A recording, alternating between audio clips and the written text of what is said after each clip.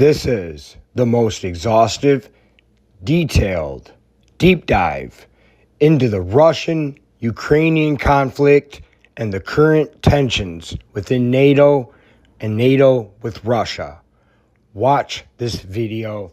It might be the most important video you've ever seen on this conflict. This has been a conflict in the making for 30 years. At the beginning of the dissolution of the Soviet Union in 1990, the evil empire challenged by Ronald Reagan in his famous statement to tear down this wall, U.S. Secretary of State James Baker's famous "not 1 inch eastward" assurance about NATO expansion in his meeting with Soviet leader Mikhail Gorbachev on February 9, 1990, was part of a cascade of assurances about Soviet security given by Western leaders to Gorbachev and other Soviet officials throughout the process of German reunification in 1990 and on into 1991. According to declassified U.S., Soviet, German, British, and French documents.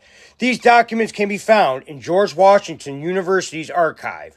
This promise, made as a gentleman's agreement, were soon to be broken over and over again, repeatedly in a string of betrayals, as 14 countries would enter NATO over the next 20 years, before open hostilities would break out in 2022. Then the very existence of this agreement would be denied by all the principals involved, except for Russia. This was the very beginning of what could be World War III, but hopefully peace prevails, and this video is an attempt to usher in peace, truth, and reconciliation, although it might anger some on the left and in the globalist camps. This is a little piece of history that people have conveniently forgotten and that Google actively tries to hide. In January 1991, prior to the Alma-Ata Accords, Crimea held a referendum, the Crimean Sovereignty Referendum, where voters were asked whether they wanted to reestablish the Crimean Autonomous Soviet Socialist Republic that had been abolished in 1954. Specifically, the referendum asked whether Crimea wanted to become an autonomous Soviet Socialist Republic as a subject of the USSR, not a subject of Ukraine. 94% of voters approved the referendum. However, Kravchuk, president of Ukraine, committed to prevent Crimea from seceding from Ukraine, visited Crimea on the day when its parliament was scheduled to vote on the law regulating the local referendum that was to be put the question of Crimea's succession to a popular vote. He convinced the former communist elite who had worked with Kiev since 1954 to postpone the vote on the law. Their opponents in parliament, represented by the Republican movement of Crimea, were outvoted. The Czech Republic, Hungary, and Poland joined NATO in 1999. Bulgaria, Estonia, Latvia, Lithuania, Romania, Slovakia, and Slovenia joined NATO in 2004. Crossing Russia's red line, NATO invited Ukraine and Georgia to join in 2008. Albania and Croatia joined NATO in 2009. Montenegro joined in 2017, and North Macedonia joined in 2020.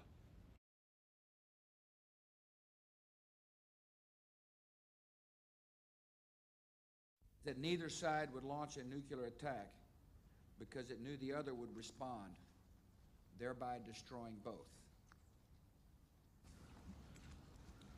Today, I have given formal notice to Russia, in accordance with the treaty, that the United States of America is withdrawing from this almost 30-year-old treaty. I have concluded the ABM treaty hinders our government's ability to develop ways to protect our people from future terrorists or rogue state missile attacks. The 1972 ABM treaty was signed by... We know that the terrorists and some of those who support them seek the ability to deliver death and destruction to our doorstep via missile. And we must have the freedom and the flexibility to develop effective defenses against those attacks. President Putin and I have also agreed that my decision to withdraw from the treaty will not in any way undermine our new relationship or Russian security. As President Putin said in Crawford, we are on the path to a fundamentally different relationship. Mutually assured destruction with mutual cooperation. In 2008, NATO invited Ukraine and Georgia in for eventual membership, saying in a statement, NATO welcomes Ukraine and Georgia's Euro-Atlantic aspirations for membership in NATO. We agree today that these countries will become members of NATO. Both nations have made valuable contributions to alliance operations. We welcome democratic reforms in both Ukraine and Georgia and look forward to free and fair parliamentary elections in Georgia in May. MAP is the next step for Ukraine and Georgia on their direct way to membership. Today, we make clear that we support these countries' applications for MAP. Therefore, we will now begin a period of intensive engagement with both at a high political level to address the questions still outstanding pertaining to their MAP applications. We have asked foreign ministers to make a first assessment of the progress at the December 2008 meeting. Foreign ministers have the authority to decide on the MAP applications of Ukraine and Georgia. Ja, ik denk dat dat in zijn DNA zit, en tot het uiterste. Ik denk dat hij, en dat is aan onze kant natuurlijk wel eens anders, als hij een rode lijn trekt, dan is dat een rode lijn. En die rode lijn trok hij in Boekarest, in dat gesprek met mij, en dat heeft hij uiteraard ook tegen anderen gezegd. Luister eens, dit ga ik niet accepteren. Het was nog geen NAVO-lidmaatschap van Georgië en Oekraïne, maar het was wel een belangrijke stap op weg naar de NAVO.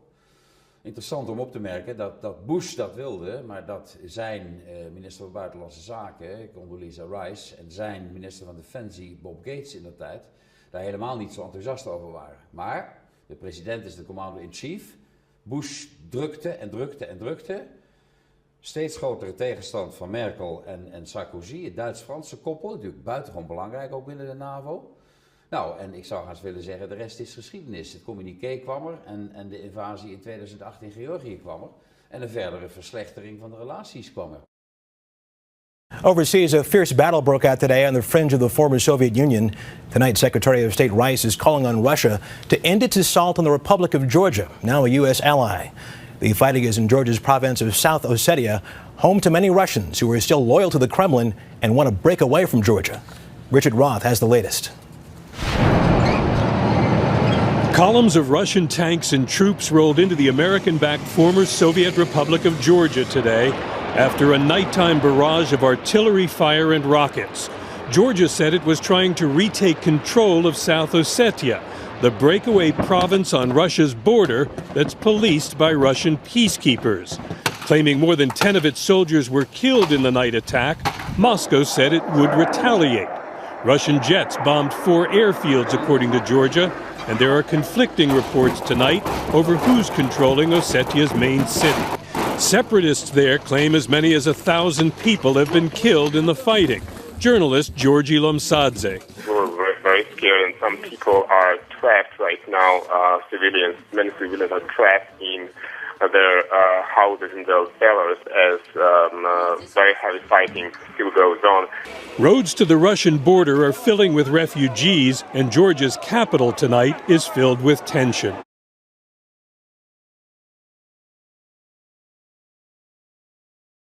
It was a landmark deal, the Intermediate Range Nuclear Forces Treaty, signed by the former Soviet Union and United States more than 30 years ago. It bans ground-launched medium-range missiles. Now President Trump wants to pull out. Speaking in Nevada, he accused Russia of violating the agreement without providing any evidence. We're not going to let them violate a nuclear agreement and go out and do weapons, and we're not allowed to. We're the ones that have stayed in the agreement, and we've honored the agreement, but Russia has not, unfortunately, honored the agreement. So we're going to terminate the agreement. We're going to pull out. Moscow and Washington have repeatedly accused each other of violating the treaty, a deal that helps to protect the security of the US and its allies in Europe and the Far East. Russia has condemned President Trump's intention to withdraw from the pact, the Deputy Foreign Minister saying it would be a very dangerous step. President Trump's national security advisor John Bolton is due to hold talks in Moscow next week. He's expected to tell Russian leaders the US is withdrawing from the treaty. On 21st November 2013, Euromaidan protests happened. Many even considered this as a revolution or a defining moment in the history of modern Ukraine. Why did this protest happen? Because the then President Viktor Yanukovych and his government promised the Ukrainian public that they would sign the European Union Association Agreement. Now, on 21st November 2013, Yanukovych and his government went back on the promise and suspended the signing of European Union Association Agreement. And why did he go back on his promise? Obviously, he had the Russian pressure because Russia doesn't want Ukraine to be part of European Union. It wants Ukraine to be a neutral country. And by the way, it is no more a hidden secret. The 2014 Ukraine coup was sponsored by United States. US Ambassador Victoria Nuland's phone was tapped, wherein it was revealed that she made a call to the US Ambassador to Ukraine, Jeffrey Pyatt, regarding CIA's interference in Ukrainian coup, as well as making up the next Ukrainian government.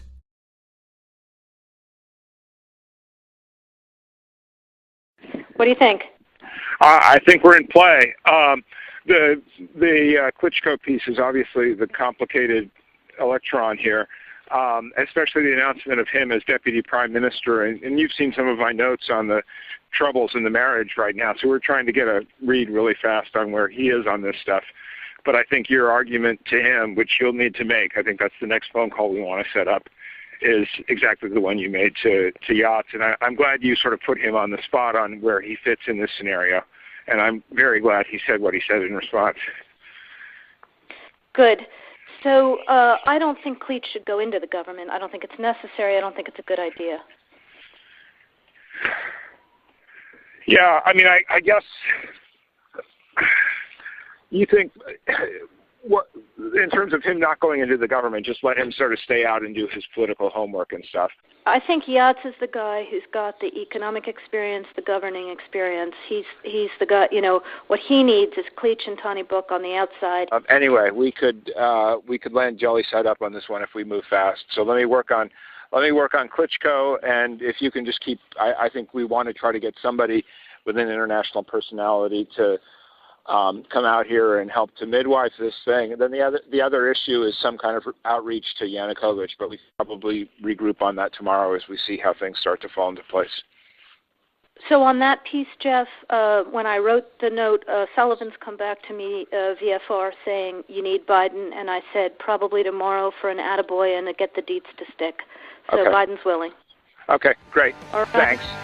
This is a big evidence that United States government has interfered as well as sponsored the 2014 Ukraine civil unrest. Plus, at that time, Joe Biden was the vice president, and today he is the president, so he is continuing where he left. Anyhow, this civil unrest went on till February 2014. Viktor Yanukovych and some of his government officials fled to Russia in early March 2014. As you know, after him, Petro Poroshenko became the president of Ukraine on 25th May 2014. By the way, US helped him to get in power.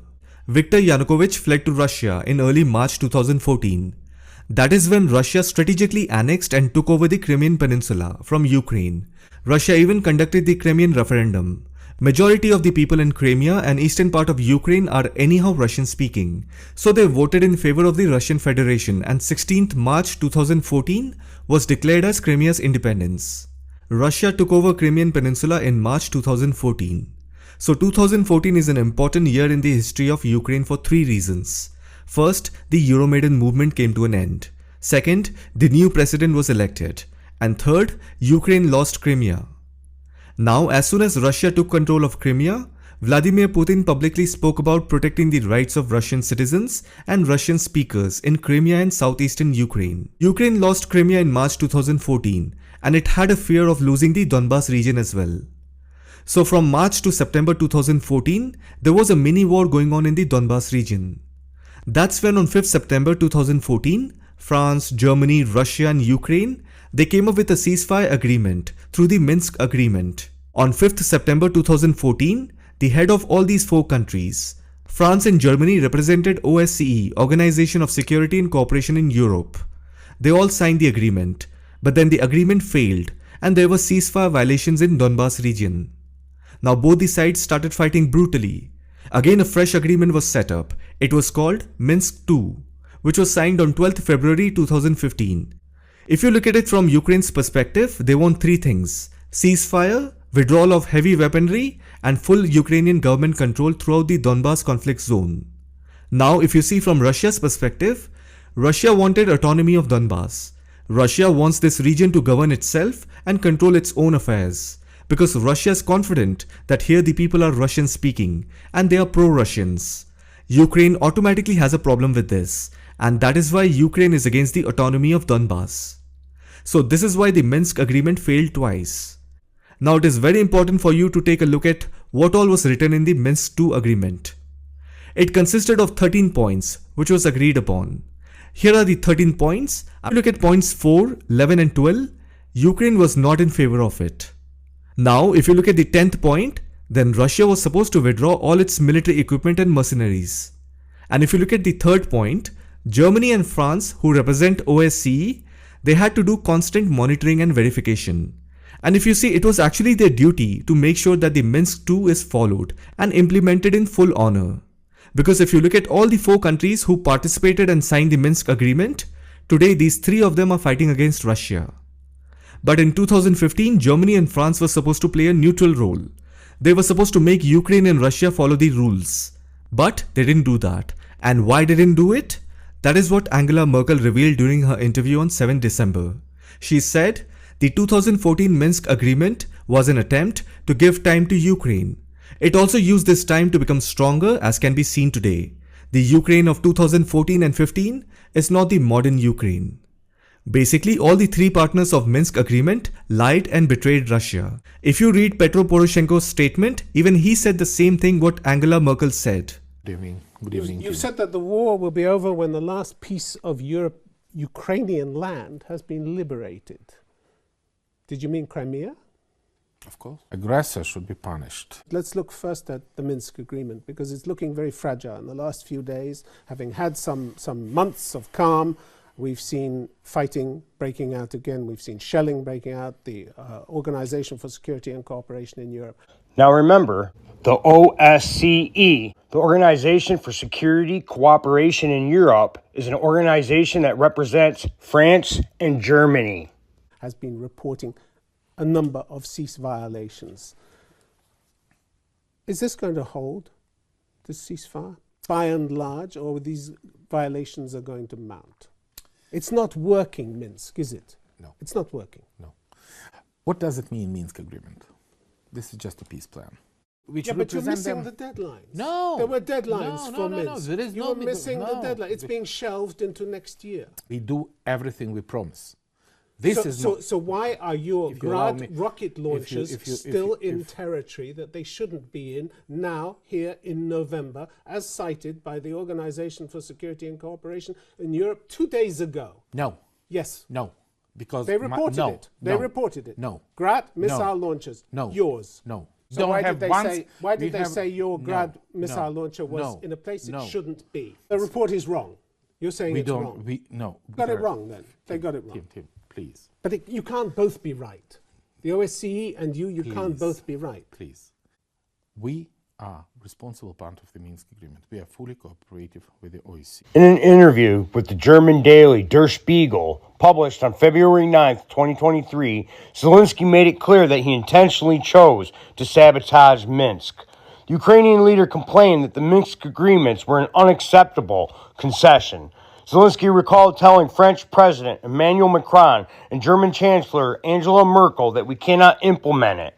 Procrastination is perfectly fine in diplomacy, Zelensky said, explaining that he only jumped on the train and pretended to support Minsk in order to negotiate a prisoner swap with Russia and give his country more time to prepare for war. Between 2016 and 2022, there was an incredible amount of misinformation, manipulation, and outright lying carried out against the United States President Donald Trump by his enemies on the political left. These dishonest, bad faith actors used Russia from the very beginning in a cynical attempt to bludgeon Trump's presidency. From the Russian collusion hoax, which alleged nebulous allegations of Russian attempts to affect the 2016 presidential election based off of a false dossier compiled by Christopher Steele, a British intelligence officer, to the allegation that Trump tried to improperly pressure Ukrainian President Volodymyr Zelensky into investigating former Vice President Joe Biden's son, Hunter Biden, for corruption within Ukraine by withholding aid. The corrupt serial liars even tried using Russia as a scapegoat to discredit the very authentic Hunter Biden laptop that was filled with all kinds of incriminating evidence testifying to the Biden family's utter and complete corruption. The American media even floated the now discredited story that Russia was offering bounties on American soldiers to the Taliban. Russian Foreign Minister Lavrov and I met to discuss the crisis instigated by Russia's military buildup on Ukraine's borders and steps to de-escalate tensions and pursue diplomacy. Russia had previously outlined its concerns and proposals in writing. Blinken and Stoltenberg spoke just hours after Putin announced he would seek talks with NATO to get assurances the alliance will not expand eastwards into Ukraine or deploy weaponry close to Russian borders. The day before, Putin said NATO military expansion close to Russia's borders and any deployment of missile systems in Ukraine would be crossing a red line. And last week I told Foreign Minister Lavrov that the United States would do the same. Today, Ambassador Sullivan delivered our written response in Moscow. There are core principles that we are committed to uphold and defend, including Ukraine's sovereignty and territorial integrity, and the right of states to choose their own security arrangements and alliances. We're not releasing the document publicly because we think that diplomacy has the best chance to succeed if we provide space for confidential talks. We hope and expect that Russia will have the same view and will take our proposals seriously. I expect to speak to Foreign Minister Lavrov in the coming days after Moscow has had a chance to read the paper and is ready to discuss next steps. Without going into the specifics of the document, I can tell you that it reiterates what we've said publicly for many weeks and in a sense for many years, that we will uphold the principle of NATO's open door. There is no change in the U.S. and NATO position in this document. First of all, there is no change. There will be no change. Second, we reiterate that principle. Of course, it is for NATO, not the United States unilaterally, to discuss the open door policy. These are decisions that NATO makes as an alliance, not the United States unilaterally. But from our perspective, I can't be more clear. NATO's door is open, remains open, and that is our commitment. We have made it clear that any further NATO movement to the east is unacceptable. There is nothing unclear about this. We are not deploying our missiles over at the borders of the US. No. On the other hand, the US is deploying its missiles close to our home, on the porch of our house. So, are we demanding something excessive? We're simply asking them not to deploy their attack systems over at our home. What is so unusual or peculiar about that? So, what would the Americans think if we, for example, decided to come to the border between, say, Canada and the United States or Mexico and simply deploy our missiles over there? Well, did Mexico and the U.S. never have any territorial disputes? What about California? What about Texas? Did you forget about that? But everything seems to have calmed down. Nobody remembers those things. This is about security. It is not the negotiations that matter. It is the outcome, the result. I've reiterated this many times, and you're well aware that we said not an inch to the east. That was the NATO guarantee in 1990. So what became of that? They fooled us. We've seen 5 waves of NATO expansion. Now they're in Romania and in Poland. and they're deploying the relevant attack systems over there. That's what we're talking about. You should finally understand we're not threatening anyone. We did not come to the US borders or to the UK borders. No. They came to our borders, and now they're saying that Ukraine will also join NATO and they will deploy their systems there. Or not just NATO, they will simply deploy it on a bilateral basis. They will deploy their military bases and their attack systems. That's what we're talking about. And you keep demanding some guarantees from us. You must give us the guarantees. It is up to you, and you must do this immediately, right now, instead of keep talking about this for decades. And use this small talk and soft talk about the need for guarantees of security for everyone. Back in the 1990s, the Soviet Union did everything it could to build normal relations with the West, with the United States. Why did you have to support the terrorists in Northern Caucasus and use the terrorist organizations to reach your goals and break down the Russian Federation? This was exactly what you were doing, and as a former director of the FSB, I know that.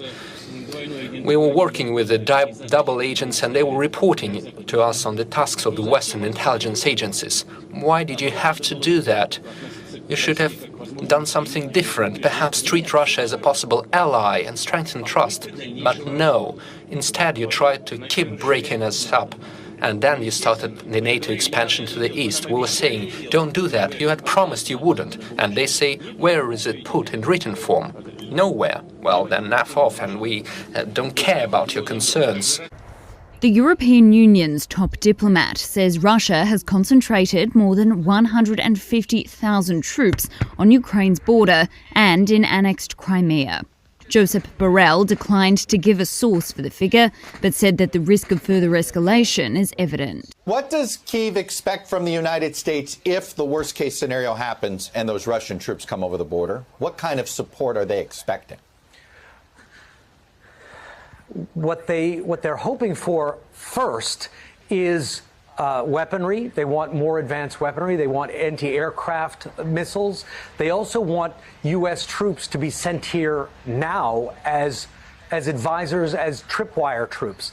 There are training forces that come and go from the UK, from the United States, but they number in the dozens. What officials in this country would like is hundreds of foreign trainers, particularly Americans, to come, not under the NATO umbrella. They want them to come flying their own flags, and they want them to be stationed near the border so that if Russian troops do cross over, they will run into those troops, even if they're just in a small number, not enough number to confront physically the advancing Russian troops, but to send a signal that the United States or the UK are now in active conflict with Russia. Ukraine, Poland and Lithuania to call for more Western sanctions. Russia will be held accountable if it invades, and it depends on what it does. It's one thing if it's a minor incursion and then we end up having a fight about what to do and not do, etc.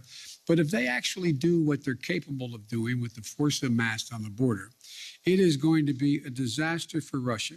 My guess is he will move in. He has to do something.